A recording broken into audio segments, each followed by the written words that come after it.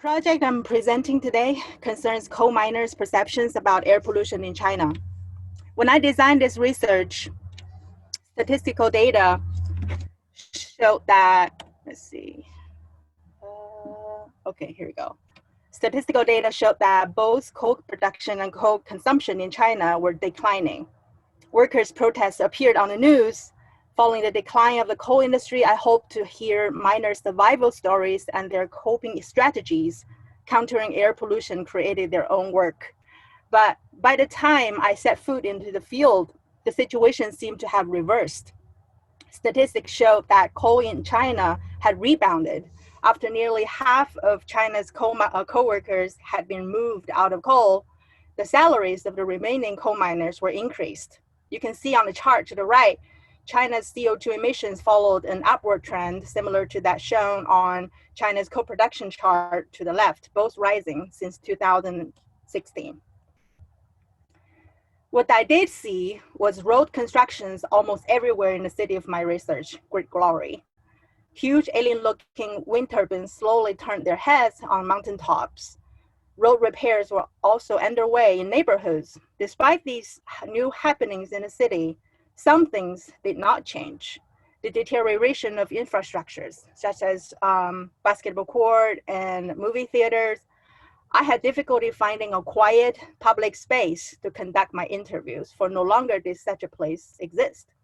It was as if people had already begun to practice social distancing, even though COVID-19 would not arrive for another 6 months. With the shift of manufacturing from the global north to global south, what had also been shifted is environmental pollution. The increase of energy consumption in developing countries resulted in poor air quality due to the burning of fossil fuel. Coal, as the most common fossil fuel, was one of the most visible culprits of air pollution. Coal workers face paradoxical challenges. They need to make a living by working in coal, but they also source the pollution that contributes to global warming. With these contexts in mind, I asked these research questions. How do workers in polluting industries make sense of environmental degradation caused by their own industries? In other words, how do workers contend with the negative impact their industry has on society? Since coal mining in the global south experiences worse labor conditions, fewer protections, and presumably more risks than those in the global north, how do these workers engage or not engage in climate change dialogues? And what we can learn from the workers that can advance public policies to protect both the workers and the living earth we all share. I used the ontological security theory as my framework to explain my findings. Ontological security refers to the confidence or trust that the natural and social worlds are as they appear to be, including the basic existential parameters of self and social identity. As is essential to ontological security, basic trust refers to a sense of confidence in the nature of the world and optimism that things generally work out in the end. Giddens argues that taken for granted social interactions foster ontological security with routine and communication norms, shielding the individual from the chaos of unpredictability. Based on the evolvement of trust, which chases away anxiety and despair, ontological security allows individuals to function socially, satisfied that their social and material worlds will remain stable.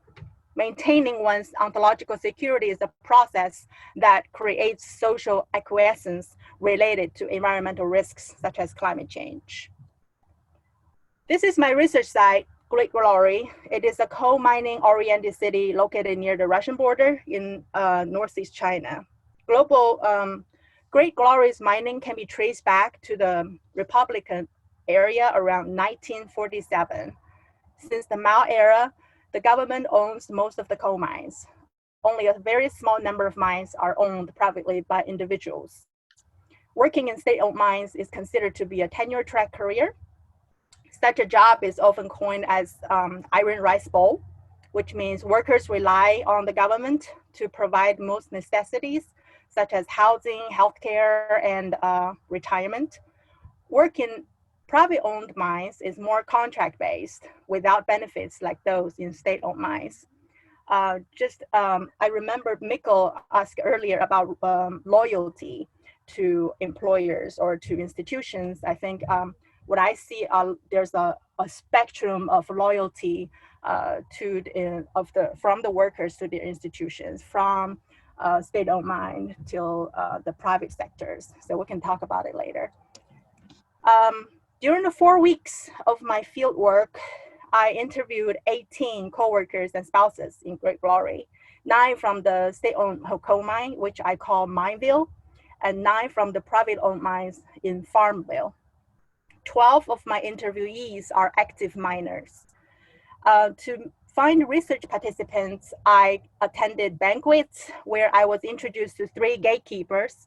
Following the local custom, I socialized with attendees at multiple banquets to build rapport and trust. I conducted most interviews in miners' homes with at least 2 interviewees at a time. Because coal mines run 24/7, in order to interview miners in their free time, I interview some of them at unconventional hours, such as midnight. I translated these interviews from Chinese to English by myself, using the English transcription for line-by-line coding. I coded each interview through initial coding and focus coding. During memo writing, I reviewed the transcripts multiple times to ensure the quality of my analysis. Miners reported 2 main sources of air pollution in Great Glory. One is straw burning, and the other is a local steel factory. However, despite their descriptions of the pollution, their one conclusion is that there is no air pollution in Great Glory. Straw burning is one source of air pollution. Yong is a railroad maintenance worker. His job is to ensure the quality of the railroad for the coal transportation from Mineville. He works most of the time outdoors along the railways. He said, quote, "Smoky, farmers burn things in fall. This year is better. This year policies are strict. Those who are caught burning crop debris could be detained. A few years ago, during fall, you couldn't imagine how bad the air was. It was difficult to breathe. Farmers burn garbage and crop debris to clean up their field. The air makes me cough, not good for health," end quote. About catching and detaining farmers who violate the burning policy, Tsai, a miner from Mineville, pointed to me a public banner and its poetic rhythm in Chinese. One plume of smoke from the field costs 15 days in jail. Even though the straw burning ban policy demonstrates that the government is proactively taking measures to clean air, this policy unquestionably worsens the social bias against the farming class of the Chinese population and diverts the public attention away from the most polluting source, coal. The other polluting source is a steel factory located not too far from the city center. On several occasions, formally and informally, my research participants referred me to this factory for research on air pollution. A factory that other cities did not want, Jung said. It pollutes badly. Then he describes the black cloud hovering above the factory seen from a few miles away. It's important to understand the social meaning of a factory in Mineville. To workers in Great Glory, a factory means 2 things. First, a factory signifies the power of the government because it has the sole authority to decide that it should run in the city. Second, factory jobs are given to those with proven connections, which automatically excludes the farming class from being recruited. Dong, the mining technician, told me the history of factories in Mineville. He said, quote, "To stabilize miners' turnover, the mining authority opened a hatchery. At the beginning, they hatched some chickens, then some ducks. Then the hatchery did not run well. The hatchery was really just a place that offered jobs for miners' spouses. After the hatchery was closed, the mining authority opened a clothing factory." Despite the sources of pollution identified by workers, these workers made statements such as there is no air pollution in Great Glory. This conclusion is puzzling, yet it is not difficult to see the power relations behind the workers' reports on the sources of pollution. Who bans straw burning and creates bias against the farming class of the Chinese population, and who approves of the polluting factory in Great Glory. Bo is a miner from Mineville for 13 years. He distributed explosive materials at about 500 meters below the ground level.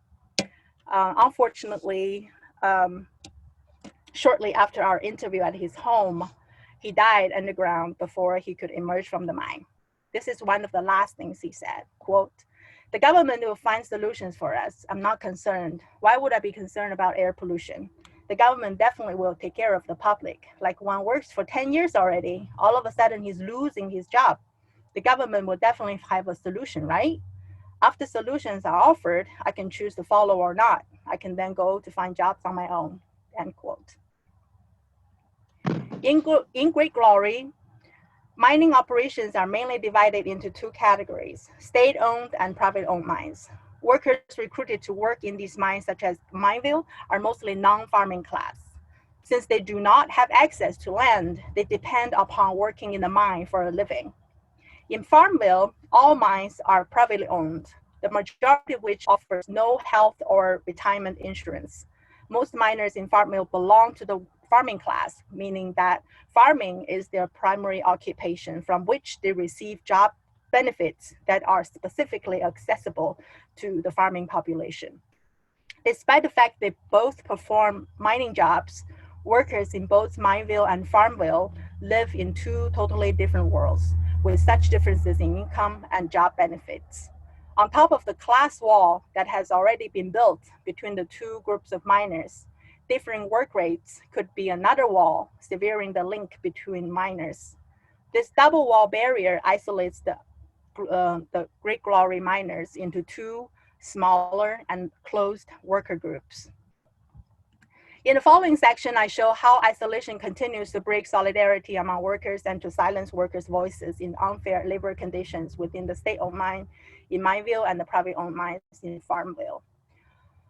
Among all coal mining jobs, extracting and tunneling miners are the backbone of mining. Because they perform the most dangerous tasks, they receive the highest pay. During one miner's protest against wage arrears in Mineville, the majority of those who went on strike were the higher paid extracting and tunneling workers. Even though support workers were also impacted by the wage arrears, some of them chose to cross the picket line. Bo is one of the workers who crossed the picket line. Seeing that crossing the picket line was his responsibility under coercion by his supervisor, Bo explained his experience negotiating salary. For years, Bo had been paid less than his peers who did the same job with the same years of work experience. After repeated failure, Bo gave up. He said, "Talking doesn't much. Almost all of us have talked about this with our supervisors. The supervisor said he couldn't do anything. He didn't give anyone a raise. It's all about complaining to the supervisor, venting some dissatisfaction to him. What else can you do? We don't have other solutions. Negotiating salary doesn't work. We only have a few people. Other than 6 of us in the warehouse, there are 2 other workers who transport explosives. Only a few of us. We go ask for a raise, you go, you won't win. You come back, then your supervisor will punish you, put small shoes on you, on your feet." That's a Chinese expression, which means retaliation, end quote. Injustice among the privately owned mines in Farmville, on the other hand, may take a slightly different form, but the power perceptions among miners nonetheless resemble their peers in Mineville. In Farmville, the workers separate themselves into 2 groups, workers with paycheck issues and those without. Their negotiations on paycheck issues also lacked leadership. When asked what it was like to negotiate salary with his supervisor, Wang said, quote, "Like you go there to ask for money. The mining authorities ask you, what you doing here? You say, they asked me to come here, so I'm here. Do we owe you more wages? No. People like you will weaken the power of the workers who stand up for their wages. A lot of people play like that," end quote. According to Wang, the presence of workers who did not have paycheck issues in the salary negotiation were seen as weakening the bargaining power of the workers who have paycheck issues. It also reflects the lack leadership among workers and the lack of leadership allowed mining authorities to gradually train the workers to adopt and conform to their logical division in their salary negotiations. Here's another quote from Lang. He described his experience asking for a raise, and he said, quote, "The mining boss said, 'You come to ask for a raise. If I accept it, others will come for a raise. The whole mine will be in chaos.' As a boss, he thinks of what benefits the company. That's a big company. We can't see anything about it," end quote. From Lang's quote, we can tell that he used the rhetoric of the authorities that he was not going to get a raise because other workers were not asking. It is possible that he was made to feel that his other co-workers who did not have paycheck issues would serve as a barrier for the mine to fulfill the raise request. This also reflects the frustration workers felt during the workers' lack of leadership.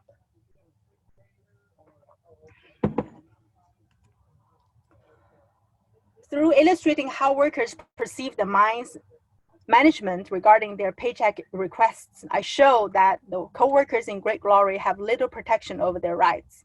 Their knowledge of potential retaliation from their supervisors, especially including loss of jobs, contribute to their acquiescence.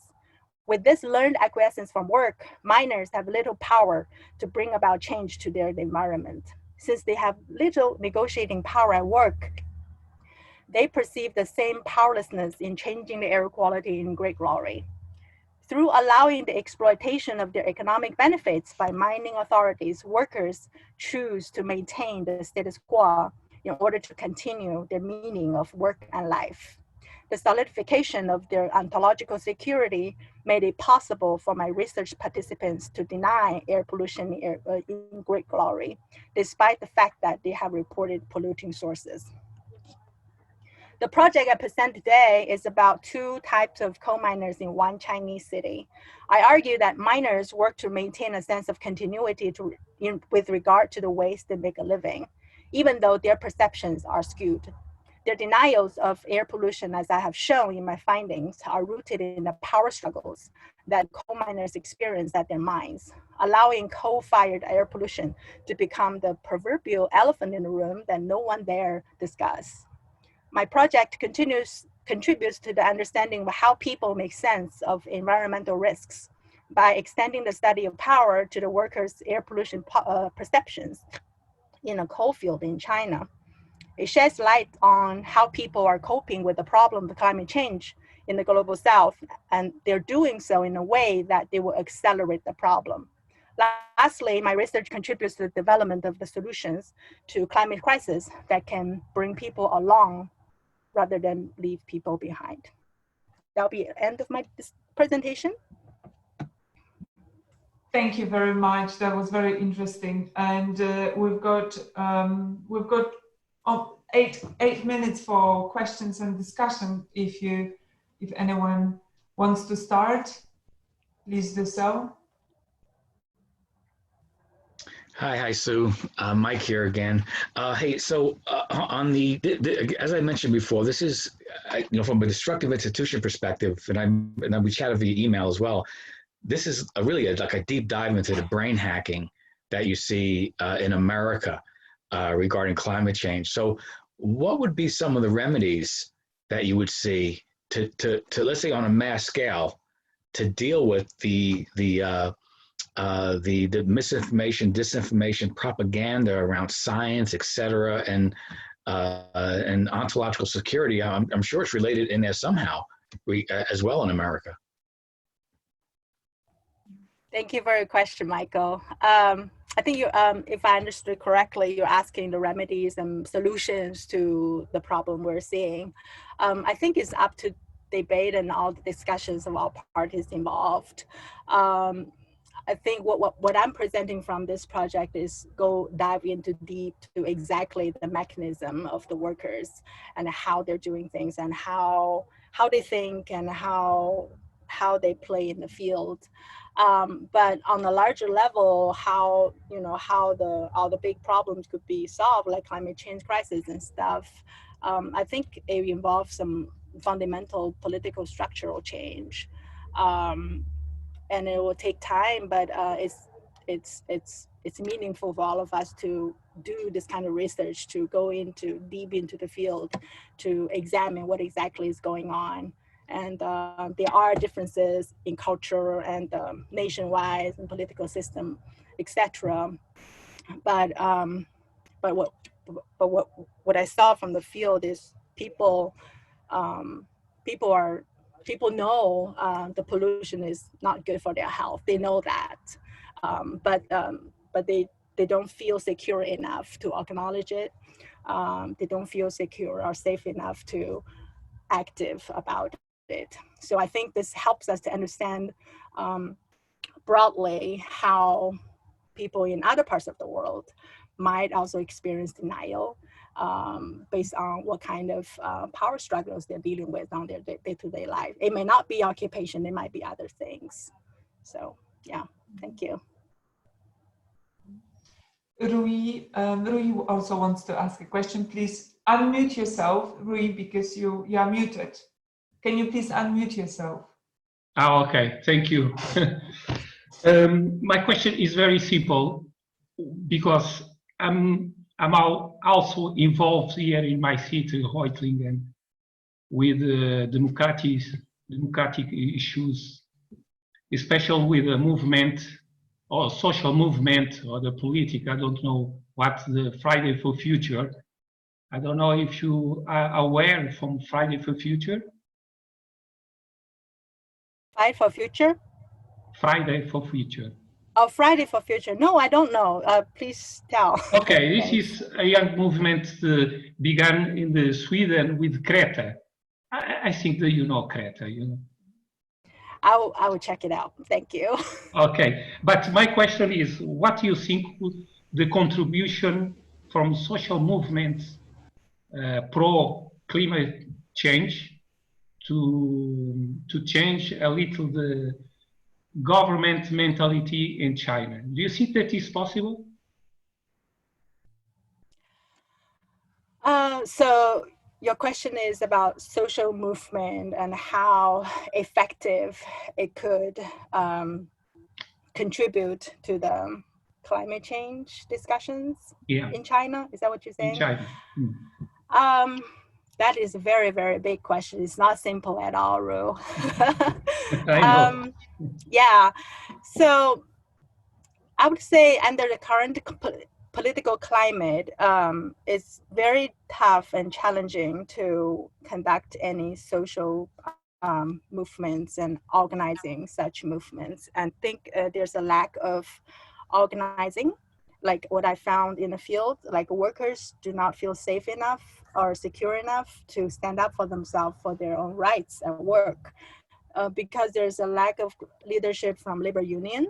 And then there's literally non-existence of nonprofit, non-government organizations that organize workers to get together. So these organizations right now is quite difficult for existence or survival, I think, under the current political climate. But there is a hope.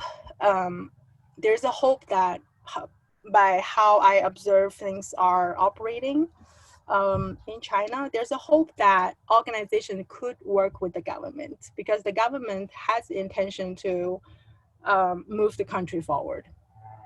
That is the basis assumption when we do research. So I would think there's a hope that organizations, either nonprofit or profit, work with the government together. And there has been some changes on the environmental field that, you know, the smaller organization, I think I've seen it in a documentary film, I can send it to you, the names. So they work with the government, they work with the local government on the local level. And then they do make some changes to benefit the people in the community. But yeah, so there's the challenges and also hope.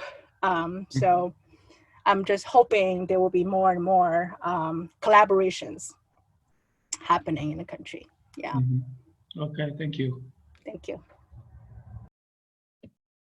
I have a question. Yes, please. Go on. Good evening. Thank you.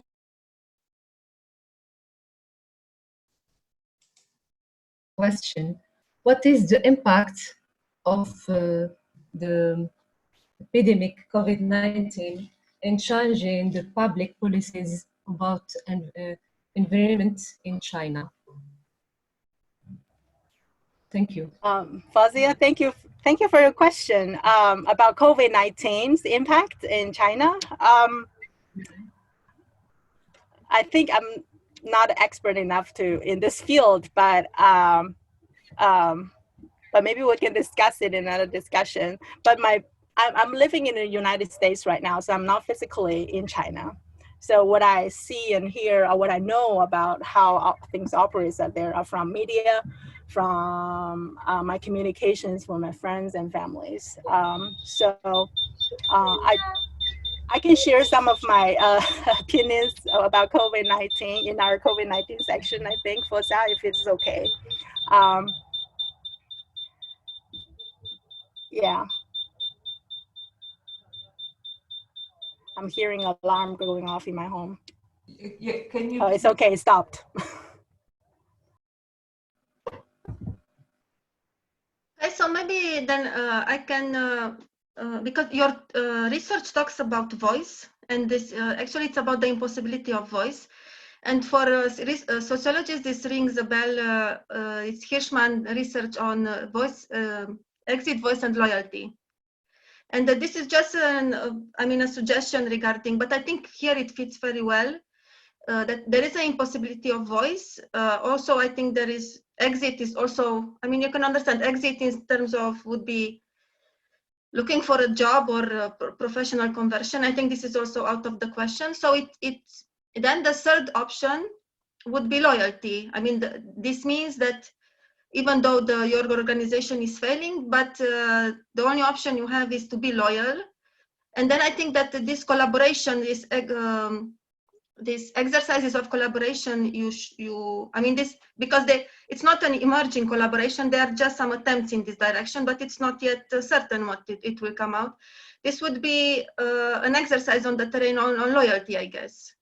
So I think there is no voice, but I think this possible collaboration, because this is what Hirschman was also showing, that the impossibility of voice might act as a factor which is strengthening other local initiatives. That voice is good, but sometimes a voice as an available strategy also is not very optimal if it comes to the development of other strategies, for example, loyalty. And it is just, so the Hirschmanian concept was launched in late 70s, but it was very developed and it migrated.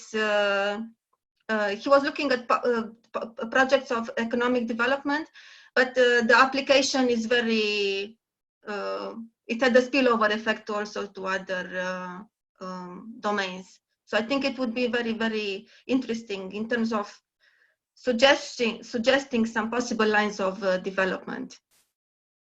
Thank you, Adriana. Could you repeat that person's name? Hirschman. Do you mind type it on the chat? Thanks. Yeah, you just write exit, voice, and loyalty, and you will. Okay. Exit, voice, and loyalty. Yes. Thank you.